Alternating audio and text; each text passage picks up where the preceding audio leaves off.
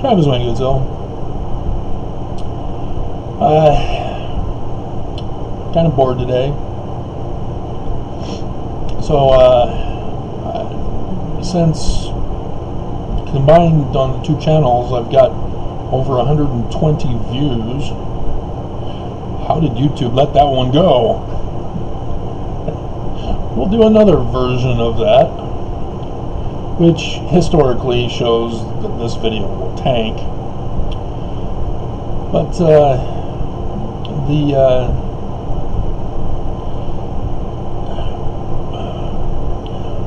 I'm not quite sure how this will end up. But would Mormons reconsider the church if they knew about the real history of Joseph Smith Sr.? And I've, of course, done all these videos and talked about them, and nobody cares.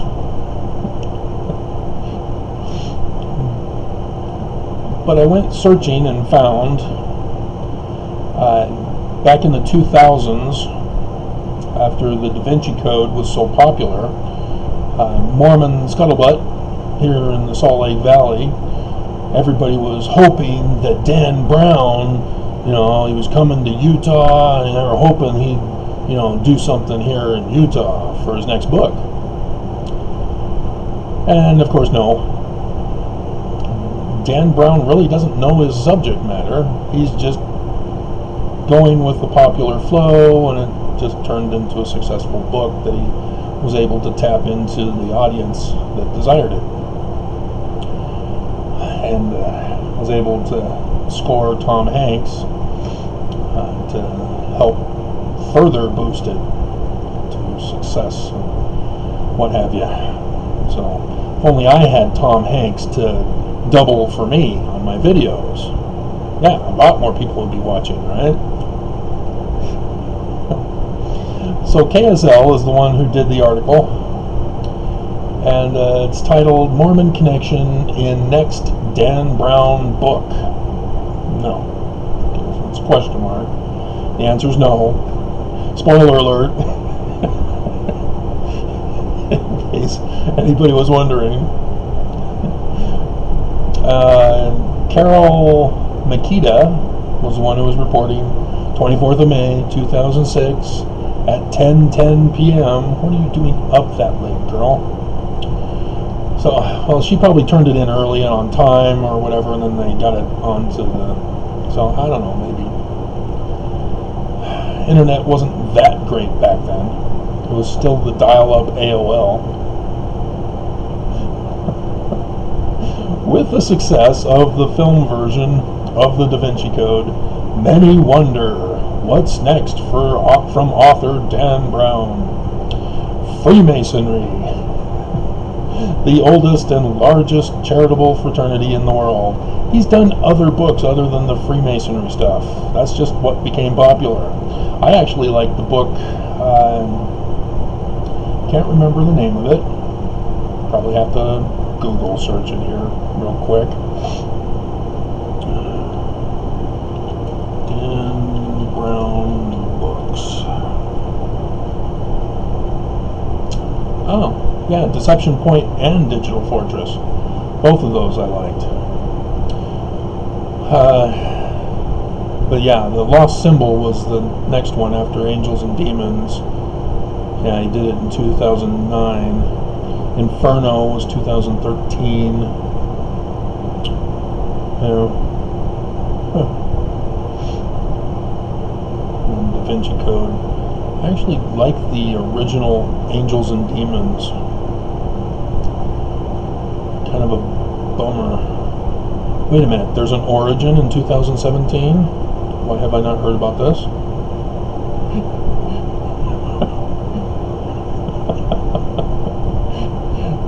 Huh. Dan?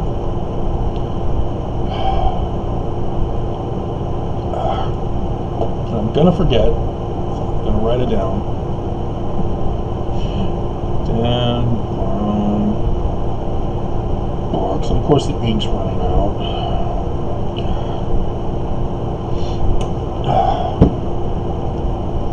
See, the bummer is that Tom Hanks is getting too old now, and so it's going to be a little more difficult to get him to play those original ones. So he's going to have to pull a stunt of getting somebody else to play the role. Maybe his son, Tom Hanks' son. Maybe. I think he's old enough to pull off the younger works. Maybe Origin. I'll have to read it first.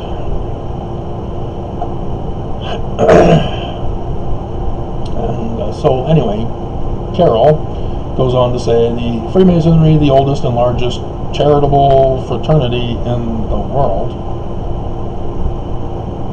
is his focus.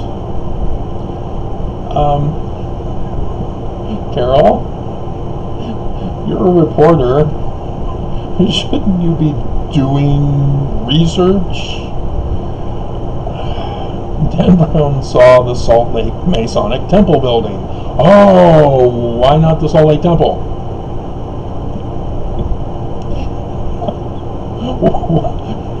This is what frustrates me, is that Mormons do not see Freemasonry unless they are told it's Freemasonry. Brigham Young, are you familiar with what's on your breasts, on the magic underwear? What do you think those are? They even tell you at the veil where you're being introduced to the marks on your garments. And corresponding marks are represented on your individual garments. And it's right there. Mark of the square, the mark of the compass.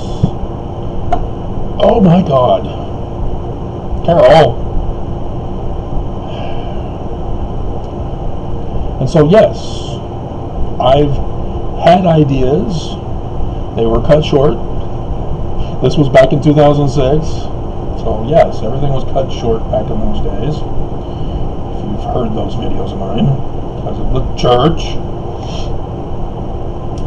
But yeah, I was going to do my own book about the Mormon Code. I did videos titled Mormon Code that would have given you an idea of how it would have gone. Yeah, they got all excited. Oh, he saw a Salt Lake Masonic Temple. Maybe he'll use that in his movie, keeping the Mormon Church completely separate and away from any of it. Why would he write the book then? You've got to have a villain in the story. You can't separate them. Somebody's knocking at the door. God. Alright, I'm back. So, yeah, I'm going over. I do see she does similar symbols adorn the Salt Lake Temple. Carol. But, she's talking about legend says the fraternal organization. You gotta give her some credit. There was no Google search back then. We had libraries that we had to utilize. So I should be nicer to Carol. Legend says the fraternal organization. Of course, Wikipedia is not always the best source, especially when you're doing church stuff. Organization had ancient beginnings. Well, yeah. Back to the Masons who built King Solomon's temple. No. There's something else going on. And I've gone over that with you. It has to do with Constantine. They adopted a series of secret signals. What? Codes? I've heard Travis talk about codes. That can't be right. To identify one another for protection.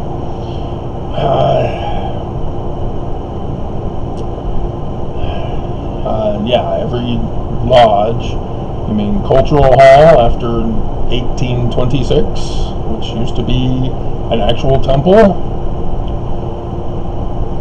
But yeah, it's from King Solomon's Temple.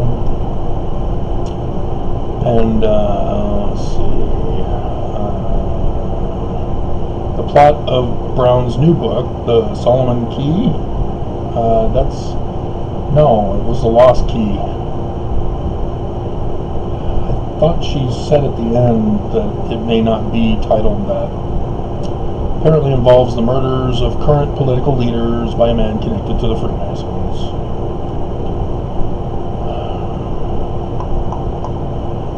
The G represents God and geometry.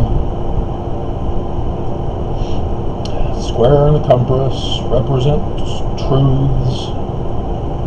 And truths in this sense, meaning that in construction, masonry, for example, that your work is true, referring to the accuracy of the level and the making of it.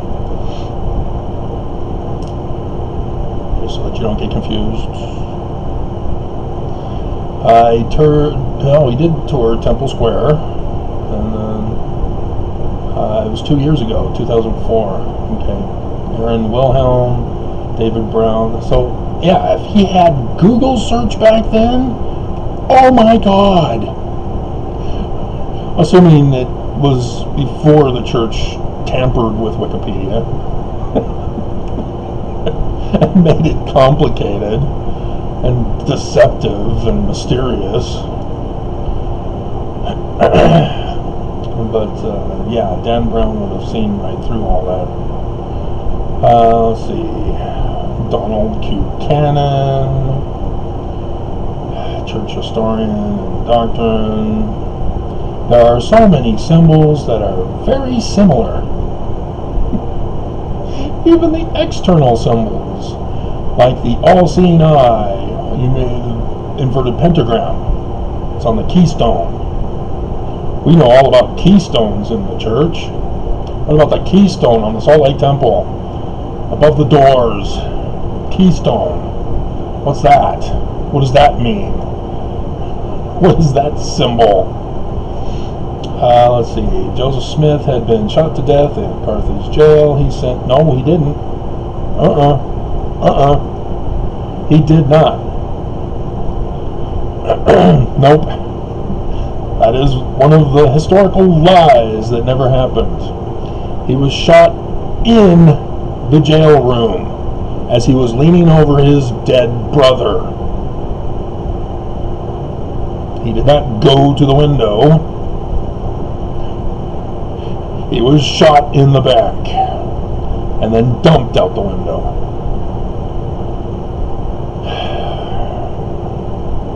That's what you get when you have a church historian needing to protect the church from the real truth, because nobody's going to buy your product if it is crap. Why do a commercial for a product that is worthless?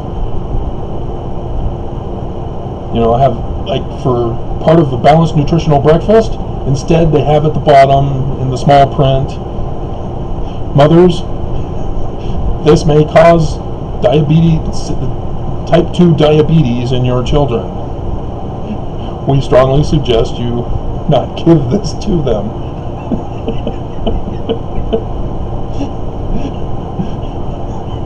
No, they're not going to do that. So, yeah, the church can't come out and tell the truth. If they told the truth, nobody would join the church. Everybody would be running away screaming. Dan Brown would have written a book about it.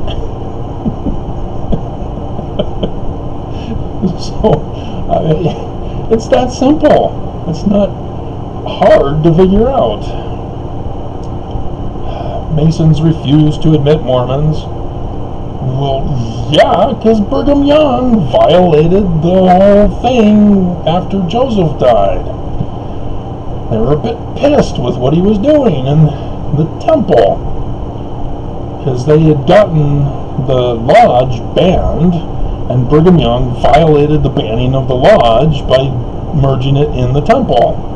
And then Heber's the one that says, oh, Joseph Smith had the Egyptian papyri, and when he became a Master Mason, it's now the corrected Freemasonry.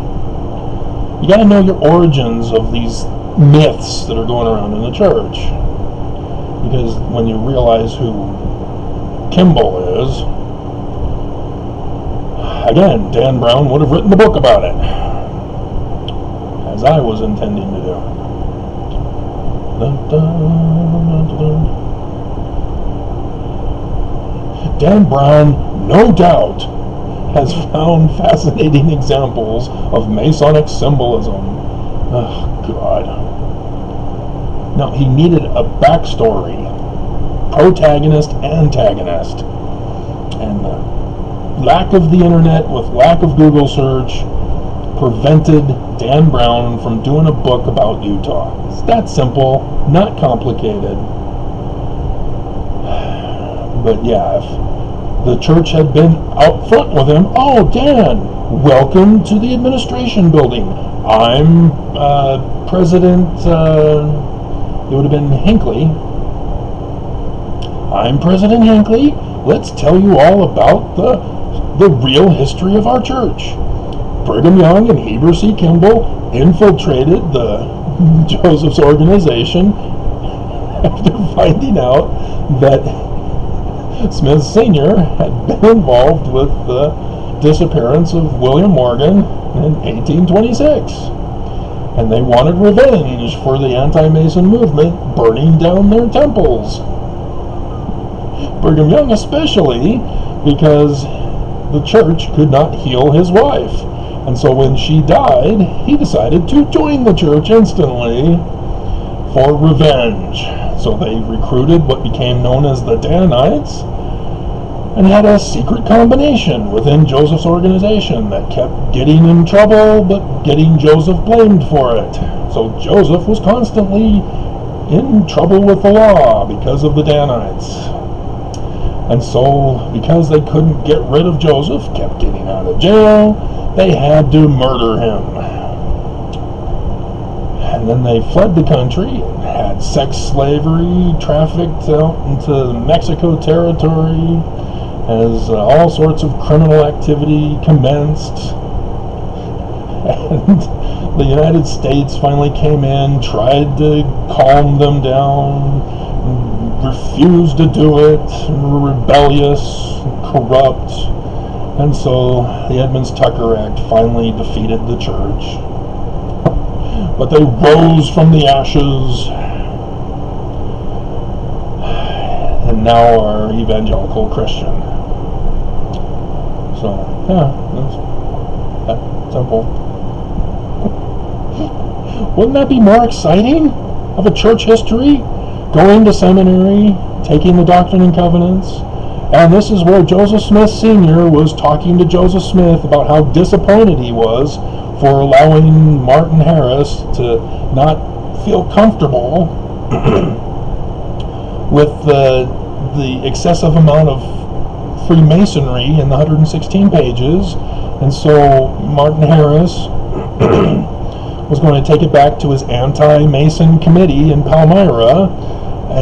And so that screwed up their whole plans to publish the book that William Morgan was wanting to write.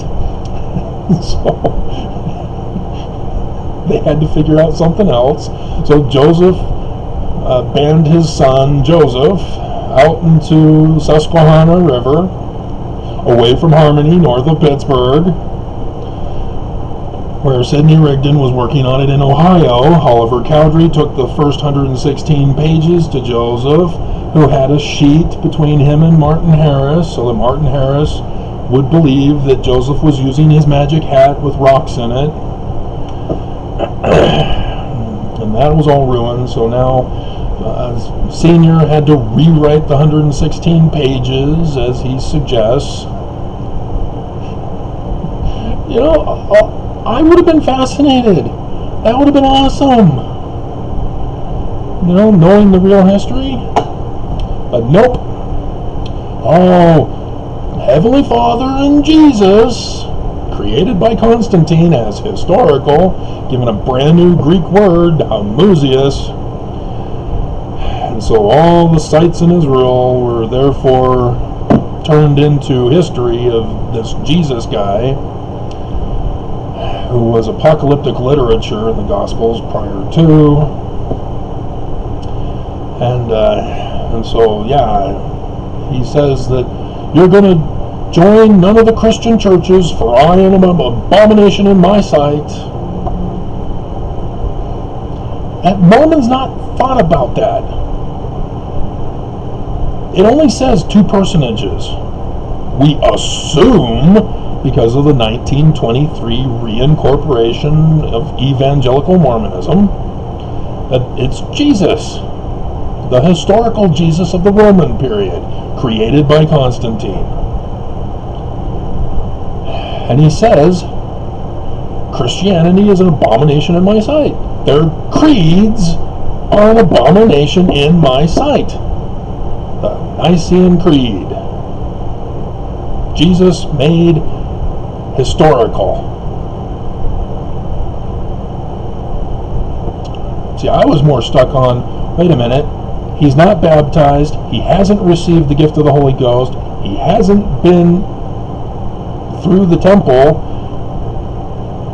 Why is he in the presence of God and Heavenly Father and living? That was what I was stuck on as a kid. I could not resolve that for the life of me. Now I know why. I did finally come around to, maybe it was just a dream, that it wasn't an actual manifestation, which, yeah, Numbers chapter 12, verse 6, does support that. Kind of necessary, kind of law, but yeah, the whole Nephi, as we're told Moroni, you know, if the church were honest with us, they'd be saying, no, Joseph always called him Nephi. And it's because the Book of Mormon is coded.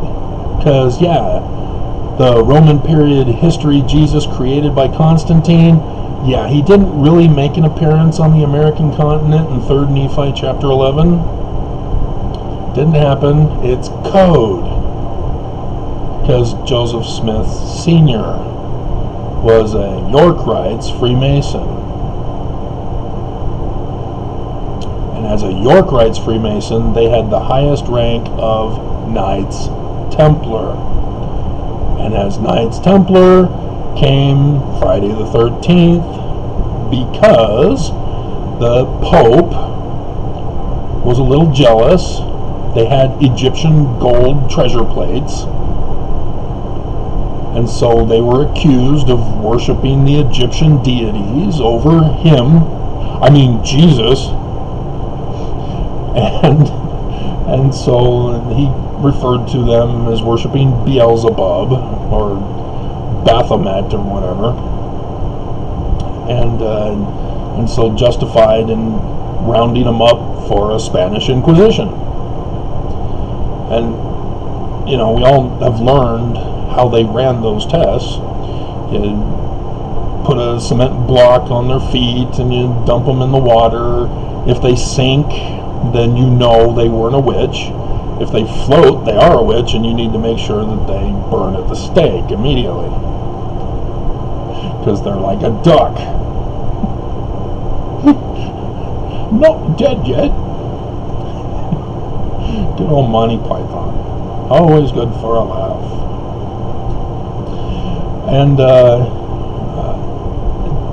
And so when you understand the Knights Templar that's involved with the Smiths, now you look at history and go, Joseph says that he found Egyptian gold treasure plates buried in the earth, just like the Knights Templar of the York Rites Masonry. And in the Book of Mormon, Nephi makes it to the Promised Land and builds the second Temple of Solomon, which was the Roman period Temple of Solomon. Huh. It was stone, by the way. I used to have a group in which one of the guys in the group, his whole basis for his geography location was that the Book of Mormon never says that anything was built out of stone. Solomon's Temple!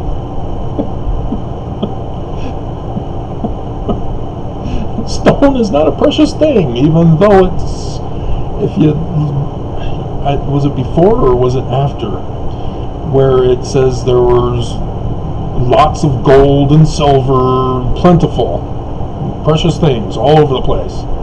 But for the building of Solomon's Temple, oh, we didn't have any gold or silver or precious things like Solomon's Temple. What? They were everywhere. Why didn't you use them? So, yeah, that's one of the errors in the Book of Mormon. I don't know if anybody else has known about that. But, yeah, Solomon's Temple. Hello, Freemasonry. Jacob. Chapter 7, I think, is the final chapter in Jacob. The final verses, you know, brethren, adieu. Yeah, the Mormon apologists don't want to bring up brethren, only adieu. And you who are ex-Mormon or not Mormon, if all you're focused on is adieu, you've missed the point that's being talked about there. It's brethren, adieu. The Tanners knew about this, Mystic Tie. But the Tanners couldn't put all the pieces together, so they're like, oh, well, that's not Christian, so it's wrong.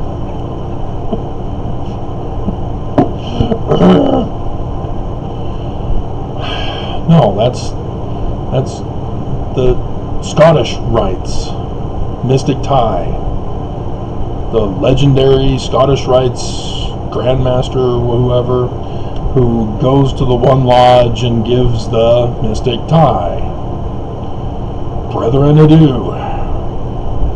Scottish rites, where the legend says that it was founded by a Jacobite. So Jacob giving the Mystic Tie, brethren adieu. Now you know how to unlock that passage in the Book of Mormon to decode it, Dan Brown. And so there you have William Morgan, Joseph Smith Sr., and possibly Jr. or Oliver Cowdery. I'm thinking mostly Oliver Cowdery. But how old was Oliver Cowdery compared to Joseph Smith?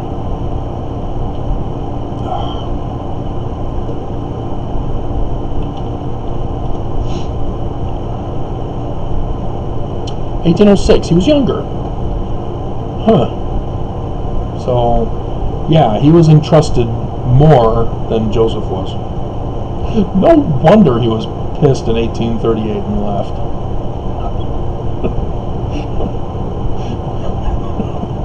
Joseph had Sidney Rigdon by his side immediately once they had figured out a way to get Sidney into the organization, so that they could repay him for writing the Book of Mormon, as he is the major author, after Joseph Sr. had to rewrite the 116 pages and then do the bridge, Words of Mormon, to get into the where Sidney Rigdon had left off with the 116 pages, and had continued on. Joseph was fooling around in harmony. And so, yeah, and I've gone over more details than this, but I find it fascinating. The real history of the church is awesome. But this church cannot tell it to you guys. They cannot be honest with you guys because it destroys their authority. Because like I said, they're the bad guys in the story. Brigham Young and Heber C. Kimball are the bad guys. They lied. They framed Joseph so that they could take over. You know, they realized they couldn't just form their own organization. It's going to be a little hard to get recruits. So they had to use Joseph as the front. And so that's why the church still uses Joseph to this day, even though we're evangelicals with a Mormon twist. Is that a drink? Is it Mountain Dew or something? Something with Mountain Dew in it? Mountain Dew and milk. Laverne and Shirley, Coke and Pepsi. Or with milk and Pepsi. Yeah, milk and Pepsi, not Coke and Pepsi.